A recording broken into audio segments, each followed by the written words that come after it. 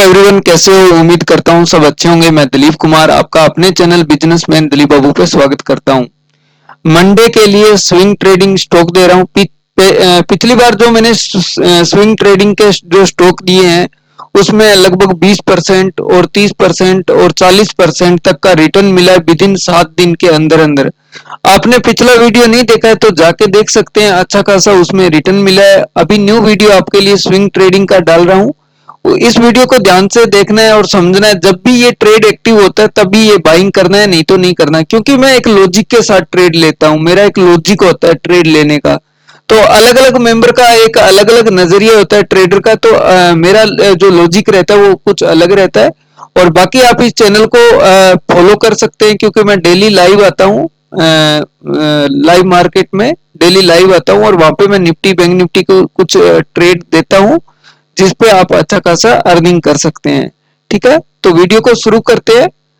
तो जो पहला जो हमारा स्टॉक है वो अपोलो है, अपोलो माइक्रो है। ये नाम माइक्रो सिस्टम के नाम से है, यहाँ पे आप नाम देख सकते हैं।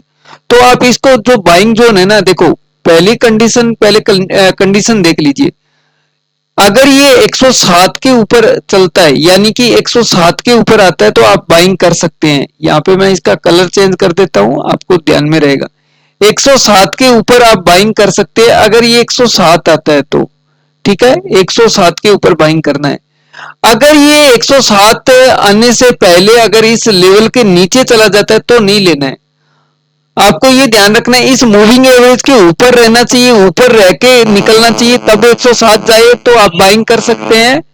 तो 107 के ऊपर जाए तो बाइंग कर सकते हैं आप, 107 का लेवल है। अगर ये मूविंग एवरेज के ऊपर रहना चाहिए, पहली चीज आपको ये ध्यान रहना है।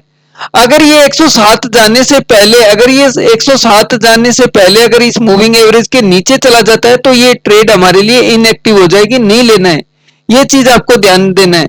आपको क्या करना है, अगर ये इसी मूविंग एवरेज के ऊपर रहना चाहिए और ऊपर रह के अगर ये 107 जाता है तो आप बाइंग कर सकते हैं और आपका जो स्टॉप लॉस रहेगा वो इस मूविंग एवरेज का रहेगा।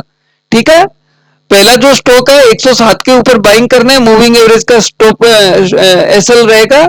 और ध्यान ये देना है कि ये मूविंग एवरेज को क्रॉस नहीं करना चाहिए।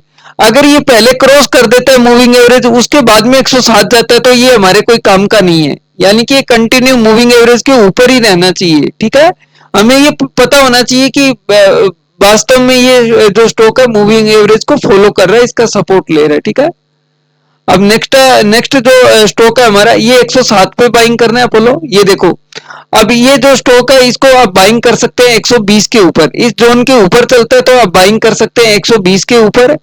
और जो एसएल रहेगा वो इस मूविंग एवरेज के नीचे जैसे ही आता है तो आप इसको एसएल मान सकते हैं, इस मूविंग एवरेज का एसएल रहेगा। ठीक है, और टारगेट हमारे रहेंगे 10 से 15% के टारगेट रहेंगे इसमें। और ये चीज आपको ध्यान रहना है कि एक्टिव होने 120 से पहले इसे मूविंग एवरेज को क्रॉस नहीं करना चाहिए। ठीक है, अगर आपने पिछला वीडियो नहीं देखा तो जाके देख लीजिए, उसमें कैसे फॉलो हुआ है ये चीजें, आपको वो चीजें सारी समझ में आ जाएगी। ठीक है, तो ये जो स्टॉक है सिरिक्यूनेंट का है, आप देख सकते हैं 120 के ऊपर बाइंग करना है और स्टॉप लॉस इस मूविंग एवरेज का फॉलो करना है स्विंग ट्रेडिंग के लिए। ठीक है, अगला जो स्टॉक है वो है, अगला हमारा जो स्टॉक है, अब यहाँ पे कंडीशन क्या है, इस मूविंग एवरेज के ऊपर रहना चाहिए, नीचे नहीं आना चाहिए। इसका जो इस रेंज का जो स्टॉप लॉस बनेगा वो ये इस जोन का स्टॉप लॉस बनेगा।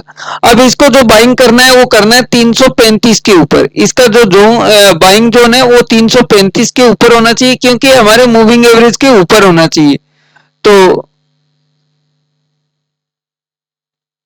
आशापुरा का ये स्टॉक है, आशापुरा, ये देख सकते हैं आशापुरा।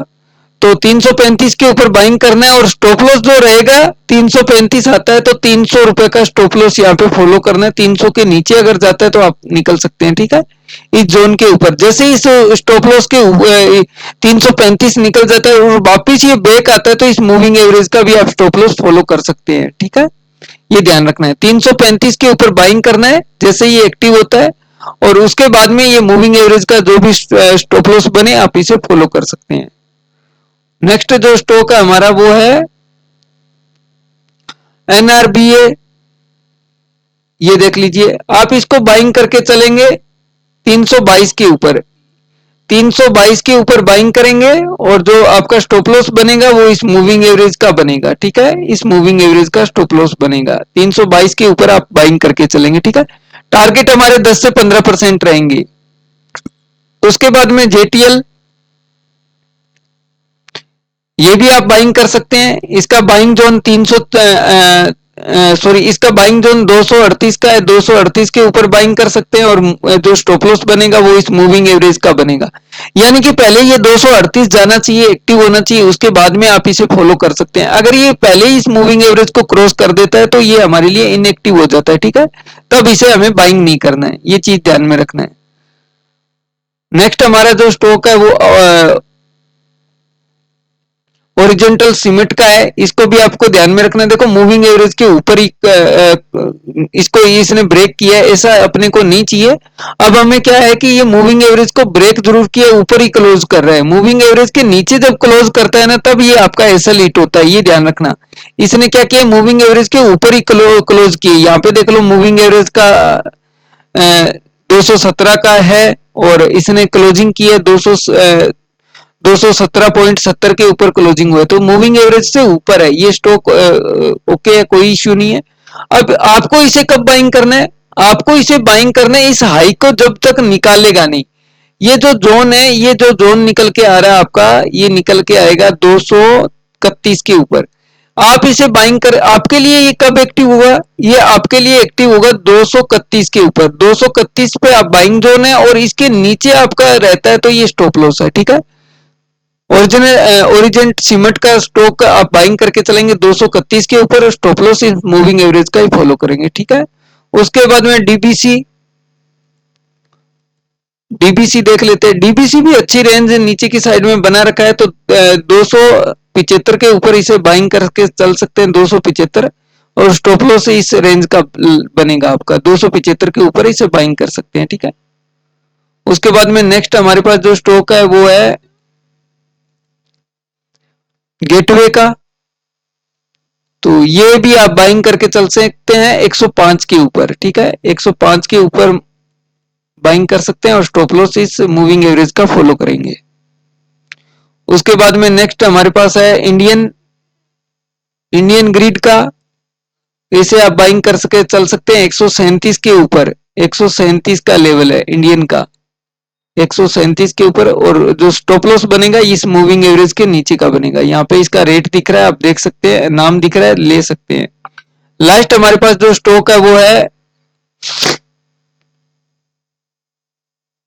ब्रीटेक आरआर का, ब्रीटेक ब्रीटेक बुक ब्रोके लाइफ, ये इंडियन कुछ ऐसा कुछ नाम आ रहा है, तो आप देख सकते हैं। आप इसे बाइंग जोन आपका रहेगा वो रहेगा इस जोन के ऊपर, ये जो जोन है ना इसके ऊपर आप बाइंग करके चलेंगे।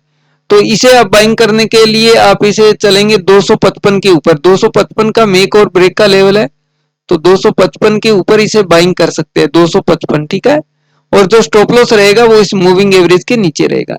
ये स्टॉक है नेक्स्ट हफ्ते के लिए स्विंग ट्रेडिंग के लिए, तो आपको इस लेवल को फॉलो करना है और वीडियो पे कमेंट करके बताना है कि आपने कौन सा स्टॉक लिया है और कितना प्रॉफिट किया। लास्ट में आपको ये जरूर बताना है और ज्यादा से ज्यादा वीडियो को शेयर करना है। मिलते हैं नेक्स्ट वीडियो में। जय हिंद, जय भारत।